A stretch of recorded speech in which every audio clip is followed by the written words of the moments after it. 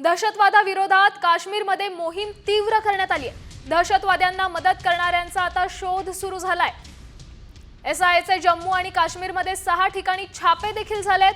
दहशतवाद्यांना मदत करणाऱ्यांची आता खैर नाही, हेच यातून आता सिद्ध होतंय। काश्मीरमध्ये एसआयचे छापेत।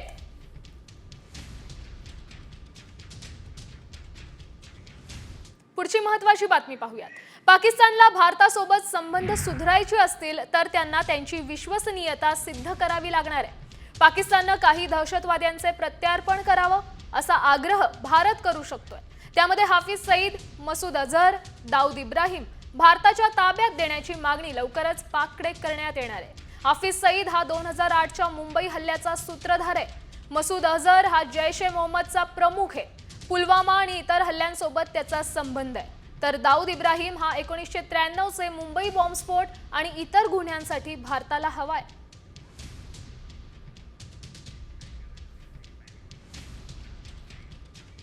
एक सविस्तर बातमी पाहूयात।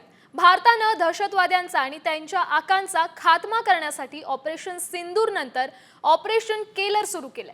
लष्कराने हिट लिस्टवरील 14 दहशतवाद्यांच्या नावांची घोषणा केली आहे। त्यामुळे टेरर ऑल आउट कसं सुरू आहे पाहूयात या स्पेशल रिपोर्ट मध्ये। आर्मीच्या हिट लिस्टवर 14 दहशतवादी।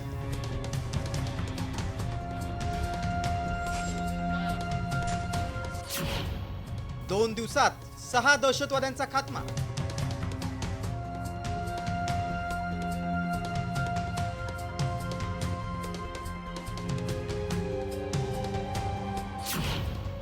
आठ दहशतवादी अजूनही सक्रिय।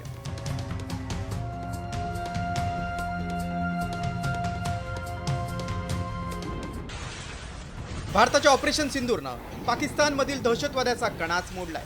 त्यातच जम्मू काश्मीरमध्ये सुरक्षा दल दहशतवाद्यांचा खात्मा करते। भारतीय लष्कराने दहशतवाद्यांची हिट लिस्ट जारी केली आहे। त्यातील 6 दहशतवाद्यांना अवघ्या 2 दिवसात कंठस्नान घालण्यात आलंय, तर इतर 8 दहशतवाद्यांचा शोध सुरू आहे। लष्कराने TRFचा शाहिद कुटे आणि अदनान शफी डारचाही खात्मा झालाय। भारतीय लष्कराच्या कारवाईत तोयबाचा एहसान अहमद शेख ठार झालाय। जैश-ए-मोहम्मदचा आसिफ अहमद शेख, आमिर नजीर वानी आणि अहमद भटचा खात्मा झालाय। आसिफ खांडे, तोयबाचा दहशतवादी नसीर अहमद वानी, आदिल डेंटो, हारिस नजीर, आमिर डार, जुबेर अहमद वानी, हारून रशीद गनी आणि जाकीर गनी मात्र अद्याप सक्रिय आहेत। 8ही दहशतवादी भारताविरोधात कारवायांमध्ये सक्रिय असल्याची माहिती समोर आली आहे। लष्करानं 14 दहशतवाद्यांची हिट लिस्ट जारी केल्यामुळे आता दहशतवादी पाकच्या आश्रयाला जाऊन लपलेत। मात्र हिट लिस्टवरील उर्वरित 8 दहशतवाद्यांचा खात्मा केल्याशिवाय भारतीय लष्कर शांत बसणार नाही। पुन्हा कुठलाही दहशतवादी भारताकडे वाकड्या नजरेनं पाहणार नाही अशी जरब या मोहिमेमुळे बसेल एवढं निश्चित। ब्युरो रिपोर्ट, साम टीव्ही न्यूज। आता एक मोठी बातमी आहे आयसिसच्या दहशतवाद्यांबाबतची। NIAनं आयसिस मॉड्यूल प्रकरणी फरार अब्दुल्ला फयाज शेख उर्फ डायपरवाला आणि तल्हा लियाकत खान या दहशतवाद्यांना अटक केली आहे। मुंबई एअरपोर्टवरून त्यांना अटक करण्यात आली आहे। 2023 मध्ये पुण्याच्या कोंढवा भागात IED बनवून त्याची चाचणी केल्याप्रकरणी अटक करण्यात आली आहे। इंडोनेशियाच्या जकार्तावरून ते मुंबईत दाखल होताच त्यांना ताब्यात घेण्यात आलंय। या दोघांवर प्रत्येकी 3 लाखांचं बक्षीसही जाहीर करण्यात आलंय।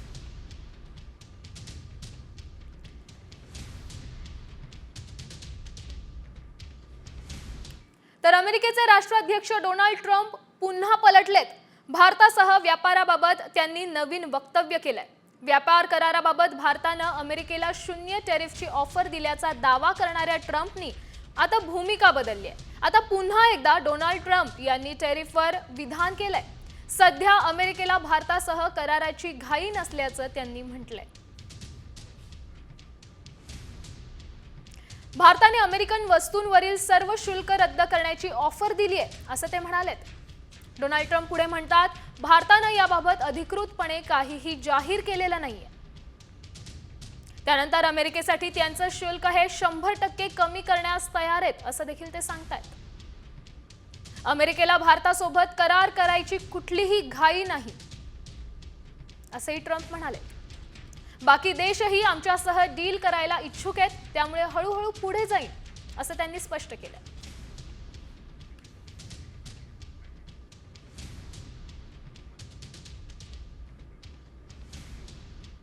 आता एक सविस्तर बातमी पाहूयात. भारत आणि पाकिस्तान यांच्यात सुरू असलेल्या तणावाच्या वातावरणात डोनाल्ड ट्रम्प यांनी नाक खुपसलंय आणि स्वतःच हसू करून घेतलंय. पाहूयात नेमकं घडलंय काय. डोनाल्ड ट्रम्प तात्या ठाक्या हाणण्यात एक नंबर. खोटं बोल पण रेटून बोल. कुणाकडनं शिकावं तर ती ट्रम्प तात्याकडनं. तात्यानं विदेश दौऱ्यात झालझाल गप्पा हाणल्या आणि हसू करून घेतलं. आता भारत आणि पाकिस्तान यांच्यात जरा तनातनी जोरात आहे. भारतानं पाकिस्तानच्या चांगल्याच नांग्या ठेचल्या. ऑपरेशन सिंदूर भारतानं जोरदार राबवलं आणि घाबरलेल्या पाकिस्तानच्या डीजीएमओनं भारताच्या डीजीएमओला फोन केला. आपल्या मोदी साहेबांनी बी हेच सांगितलं. ऐका. पाकिस्तान दुनिया भर में तनाव कम करने के लिए गुहार लगा रहा था और बुरी तरह पीटने के बाद इसी मजबूरी में 10 मई की दोपहर को पाकिस्तानी सेना ने हमारे डीजीएमओ को संपर्क किया. पण डोनाल्ड ट्रम्प तात्यानं मधी नाक खुपसलं आणि म्हणालं मीच दोघांमध्ये शस्त्रसंधी घडवली. हाय का आता येऊ नको तर कुठल्या डब्यात बसू. मग काय तात्याला सगळ्यांनीच फैलावर घेतला. तात्या गपगार बसलं, हसू झालं आणि मारली पलटी. ट्रम्प तात्या आता पलटू तात्या झाल्यात. बघा तात्यानं कशी हाणली पलटी. I don't want to say I did, but I sure as hell helped settle the problem between Pakistan and India last week, which was getting more and more hostile. And Pakistan was very happy with that, and India was very happy with that. खोटं बोलून पलटी मारण्याचा तात्याचा इतिहासच राहिलाय. म्हणून आता तात्याला पलटू तात्या म्हणतात.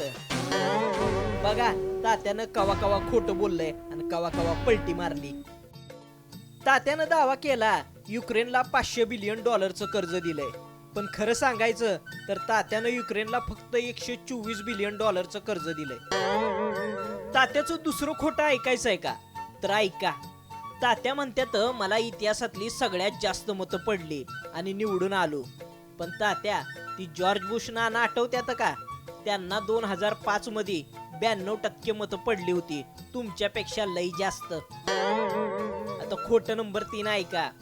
तात्या एकदा म्हणालं जानेवारी महिन्यात मी 6 नागरिकांना हमासच्या कैदेतनं म्हणजे तावडीतनं सोडवलं आणि बायडन अण्णानं एकाला बी सोडवलं नाही. पण खरं सांगायचं तर 2023 मध्ये हमासनं 105 नागरिकांना सोडून दिलं होतं. तेव्हा तात्या बसला असत्याला न दिला. तात्याचा खोटं बोलण्याचा कारनामा ऐकला. आता पलटी मारण्याचा कारनामा ऐका. ज्याला अमेरिकेनं दहशतवादी ठरवलं होतं त्याच्या सोबत सिरियात तात्यानं हात मिळवणी केली. हाय का आता. तर दुसरी पलटी ऐकायची आहे का तर ऐका. जे अमेरिका रशियाच्या विरोधात युक्रेनला मदत करत होती त्या झेलेन्स्की सोबतच नळावरच्या भांडणासारखा तात्या कचाकचा भांडला. तात्या तुम्ही अमेरिकेचं राष्ट्राध्यक्ष आहेत. भूमिका मांडा, थेट मांडा, अचूक मांडा, खरी मांडा. पण खोटं बोलून पलटी मारून कशाला पंचायत करून घेता. ब्युरो रिपोर्ट, साम टीव्ही. त्यामुळे ट्रम्प यांनी अनेक वेळा पलटी मारली हे यातून सिद्ध होतंय. पुढची बातमी पाहूयात. भारताच्या लष्कराने पाकिस्तानचे मोठं नुकसान केल्यानंतर भारत सरकार आता डिप्लोमॅटिक पद्धतीने पाकिस्तानवर जागतिक पातळीवर दबाव वाढवण्याच्या तयारीत आहे. पाकिस्तान कसा दहशतवादाचा पोशिंदा आहे हे ठसवण्यासाठी आणि ऑपरेशन सिंदूरची माहिती देण्यासाठी खासदारांची निवड करण्यात आली आहे. जगातील प्रमुख 7 ते 8 देशांमध्ये खासदारांची शिष्टमंडळं पाठवली जाणार आहेत. यामध्ये 20 खासदारांची निवड झाल्याची माहिती आहे.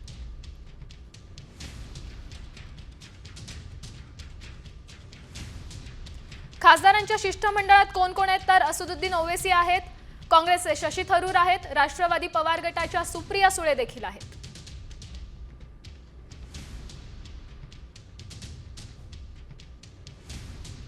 त्यानंतर माजी खासदार गुलाम नबी आझाद आहेत, माजी मंत्री सलमान खुर्शिंद आहेत, काँग्रेसचे मनीष तिवारी देखील आहेत.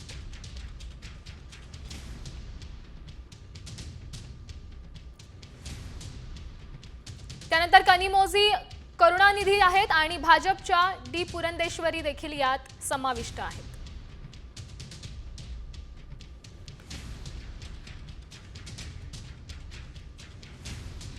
आता भारत पाकिस्तान तणावासंदर्भातले अपडेट्स जाणून घेऊयात वॉर 20 मधून।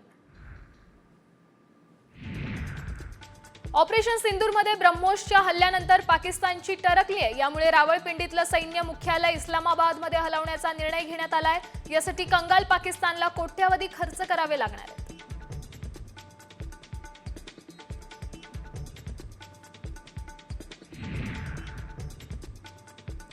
भारतीय सैन्याच्या शौर्याचा गौरव व्हावा, तसंच एक सामान्य भारतीय म्हणून आपल्या तिन्ही दलाच्या पाठीशी ठामपणे उभं राहावं, यासाठी परभणीत तिरंगा रॅलीचं आयोजन करण्यात आलं। या रॅलीला पालकमंत्री मेघना बोर्डीकर उपस्थित राहिल्या। तुर्की आणि चीनच्या वस्तूंना शिवाय पर्यटनाला भारतीयांनी बॉयकॉट करावं असं आवाहन यावेळी करण्यात आलं।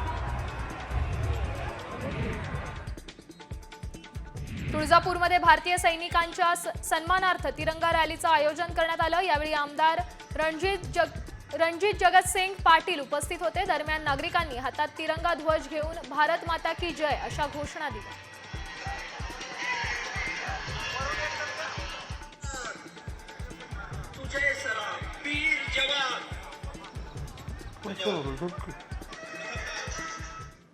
एक महत्त्वाची बातमी आहे। इंद्रायणी नदीच्या पूररेषेतील बेकायदेशीर बंगल्यांवर कारवाई करत आता हातोडा चालवण्यात आलाय। 29 बंगल्यांवर आज पिंपरी चिंचवड महानगरपालिकेने कारवाईला सुरुवात केली आहे।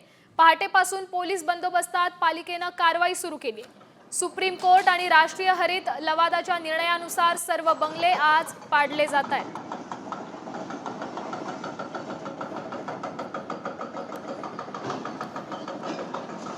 4 मेला सुप्रीम कोर्टचा ऑर्डर याच्यामध्ये आला, ज्याच्यामध्ये NGTच्या ऑर्डरचे विरुद्धची जे काही रिव्ह्यूची विरुद्धची ॲप्लिकेशन होती घर मालकांची, तो सुप्रीम कोर्टने रिजेक्ट केली आणि NGTचा ऑर्डर इम्प्लिमेंट करण्याचा ऑर्डर महानगरपालिकेला दिला। पण पुढे पावसाचा वेळ असल्यामुळे पावसाच्यामध्ये डेमॉलिशन आम्हाला करता येत नाही, म्हणून आज रोजी आम्ही ते डेमॉलिशन अंडरटेक केला। त्यामुळे सुप्रीम कोर्ट आणि राष्ट्रीय हरित लवादाच्या निर्णयानुसारच सर्व बंगले आज पाडले जात आहेत। ही ड्रोन दृश्य आपण पाहतोय। या संदर्भात आपले प्रतिनिधी गोपाळ या संदर्भातली अधिकची माहिती देतील। ही कारवाई नेमकी कशा संदर्भात केली जाते? पिंपरी चिंचवड शहरातून वाहणाऱ्या इंद्रायणी नदी पात्रामध्ये मागील 3-4 वर्षापूर्वी जवळपास 36 बंगलो मालकांनी बंगले बांधले होते आणि ह्या बंगल्यांचं जो प्रकरण आहे हा न्यायप्रविष्ट होता। याच्यामध्ये आता सर्वोच्च न्यायालयाने निकाल दिलाय आणि त्या निकालानुसार 31 मे 2025 पूर्वी हे बंगले पाडले जाणार होते। त्या अनुषंगाने आज पिंपरी चिंचवड महापालिका आज सकाळपासून या ठिकाणी पोकलँड मशीनच्या माध्यमातून ह्या बंगल्यांवर बुलडोजर चालवत आहे आणि ह्या ज्या बंगल्यांवर जी कारवाई करण्यात येत आहे याचे एक्सक्लुसिव्ह एरियल जे दृश्य आहेत ते फक्त साम टीव्हीकडे आहेत। आपण या दृश्यात पाहू शकतो की या ठिकाणी जी परिस्थिती उद्भवली आहे, हे जे सगळे बंगले आहेत हे नदी पात्राला लागून आहेत आणि हे बंगले पाडल्यानंतर एकूणच ज्या प्रकारे इस्रायलनं गाझापट्टीवर हल्ला केला होता आणि त्या ठिकाणी जसं चित्र निर्माण झालं होतं, अगदी तसंच काहीचं चित्र या ठिकाणी निर्माण झालेलं आहे। या ठिकाणी सध्या पोकलँड मशीनच्या माध्यमातून अगदी सकाळी 6 वाजल्यापासून बंगले पाडण्याची कारवाई सुरू आहे। ही कारवाई आज संध्याकाळपर्यंत केली जाणार आहे। नक्कीच धन्यवाद दिलेल्या या सविस्तर माहितीसाठी।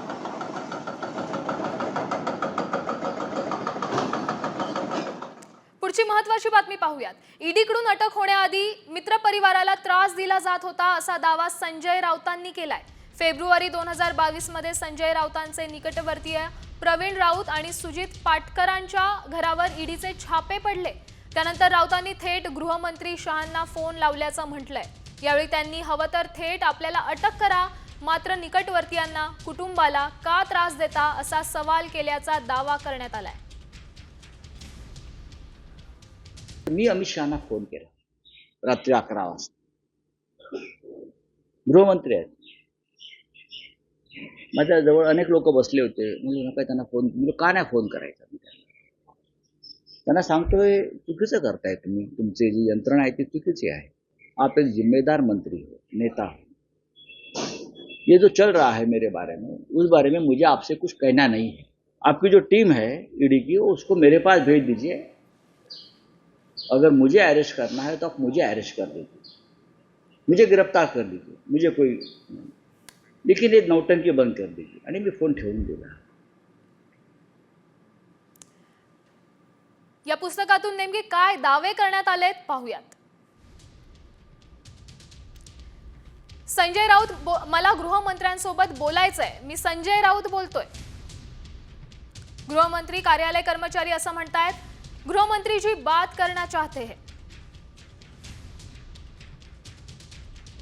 त्यानंतर अमित शहा असं म्हणतात, संजय जी बोलिये. त्यावर राऊत म्हणतात, अमित भाई आपलं राजकीय भांडण आहे आणि तुम्ही मला त्यासाठी टार्गेट करू शकता. मला टार्गेट करायचं असेल तर मी या क्षणी दिल्लीत आहे. संजय राऊत पुढे म्हणतात, ईडीला सांगा मला अटक करा. माझ्यासाठी इतर निरपराध लोकांना का त्रास देताय? त्यांना काय साध्य होणार आहे? आज कारण नसताना माझ्या मुंबईतील मित्रांच्या घरावर धाडी घातल्या. त्यांना ईडीवाले उचलून घेऊन गेले.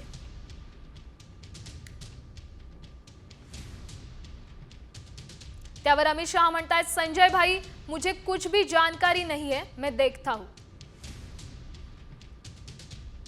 राऊत त्यावर म्हणतात, सर आपण गृहमंत्री आहात, राज्यसभा सदस्यांसंदर्भात कारवाई सुरू आहे. अमित शहांनी फोन ठेवल्यानंतर भाजपा आमदार आशिष शेलारांचा यानंतर फोन आला. आशिष शेलार म्हणाले, संजयजी काय प्रकरण आहे? मला अमित भाईंचा फोन होता, समजून घ्या म्हणाले. त्यावर राऊत म्हणतात, आशिष गृहमंत्र्यांना सगळा विषय माहीत आहे, त्यांच्या संमतीशिवाय हे शक्यच नाही.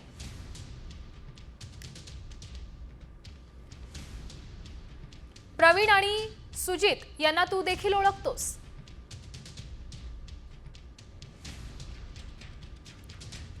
माझं म्हणणं आहे सरळ मला अटक करा आणि सुडाचा हा कंडू शमवा, इतरांना कशाला छळताय?